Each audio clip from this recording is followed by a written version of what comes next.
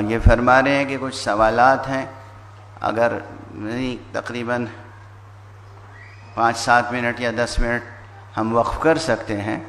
اگر کچھ ضروری سوالات ہیں حضرات فرما سکتے ہیں، میں حاضر ہوں جو اس قدر بھی ممکن ہوگا. فرمائیے.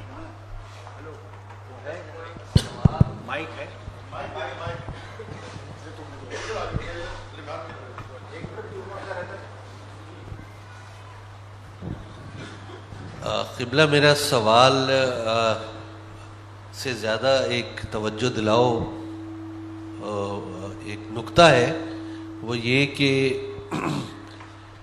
جو عربی کتابیں ہیں بہت زیادہ علم جو ہے وہ عربی کتابوں میں ہے، اور عربی سیکھنا علم ہے ہی عربی کتابوں میں، عربی کتابوں کیونکہ قرآن عربی میں ہے، اور عربی سیکھنا اس لیول پہ جا کے ہر عام آدمی کے لیے ممکن نہیں ہے.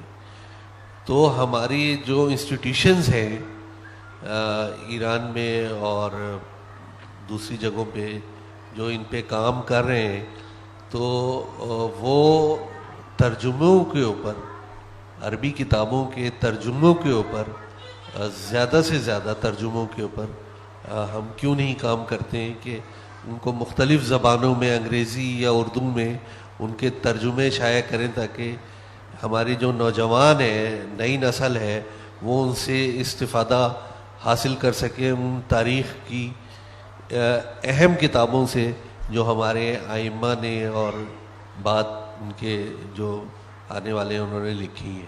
یہ میرا سوال ہے اور توجہ دلاؤ نکتہ بھی ہے. بسم اللہ الرحمن الرحیم. عموماً حضرات فرض کر لیتے ہیں کہ یہ کام نہیں ہوا، پھر سوال کرتے ہیں کیوں نہیں ہوا.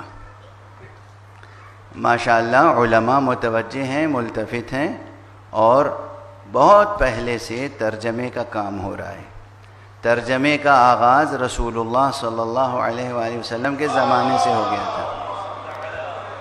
سب سے پہلے قرآن مجید کی سورہ مبارکہ حمد کا ترجمہ جناب سلمان فارسی نے فارسی زبان میں کیا تھا، اور اس کے بعد سے اب تک مسلسل علماء کام کرتے ہیں، ترجمہ کرتے ہیں. اردو زبان میں مولا امام سجاد علیہ السلام کی دعاؤں کا جو مجموعہ ہے صحیفہ سجادیہ کی، 10 سے زیادہ ترجمے اب تک ہو چکے ہیں اور وہ چھپ چکے ہیں.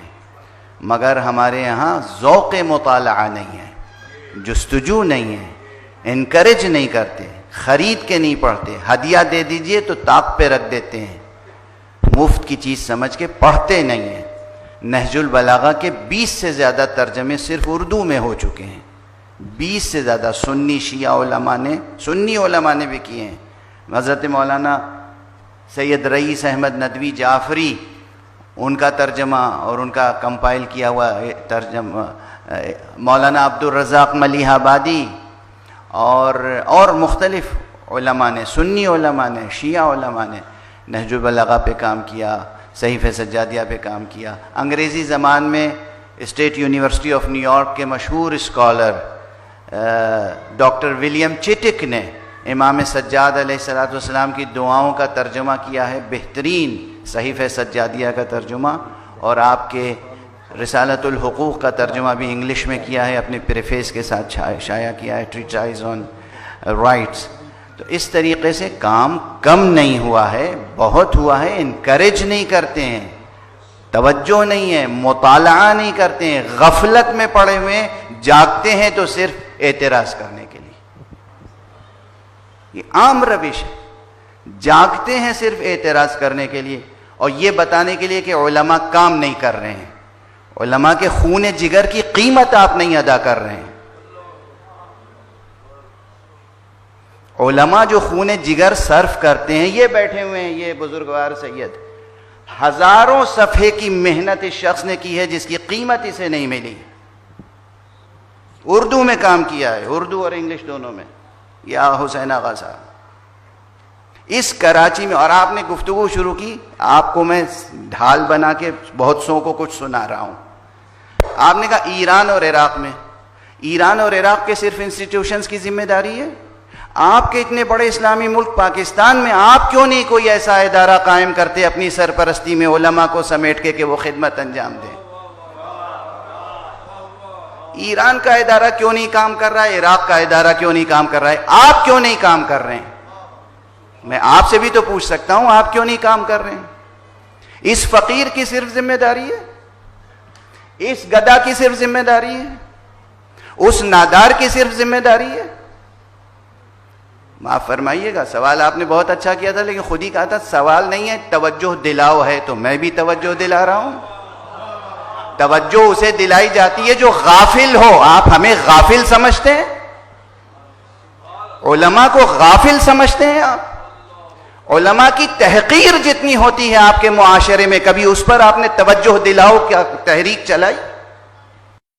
جھوٹے علماء کو علماء کا تاج پہنانا اور سچے علماء کو پامال کرنا آپ کی سیرت بن گئی ہے۔